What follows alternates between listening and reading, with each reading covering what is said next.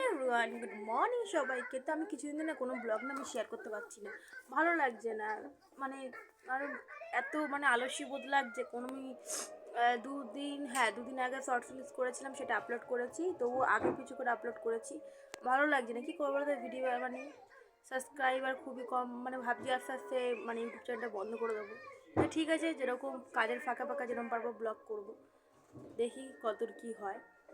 তো এখন ধরো পাস্তা বানিয়েছি, আর দেখো রোদ দেখতে দেখতে পাস্তা খাবো। আর দেখো আমাদের এখানে নেই, মাঠে কাজ চলছে বলে সবসময় গাড়ি দাঁড় করানো থাকে।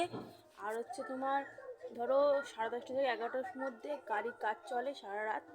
তার মধ্যেও ঘুমের খুবই ডিস্টার্ব হয়, তবুও তারপরেও ঘুমাতে হয়, কিছু করার নেই, মাঠে তো কাজ হবেই। আর এই একজন এখানে টিভি দেখতে দেখতে পাস্তা খাচ্ছে, ডোরেমন মুভি দেখতে দেখতে। আর আমি খাচ্ছি পাস্তা। রোদে মনে হচ্ছে সেই ছোটোবেলার কথাগুলো না আমার খুব মনে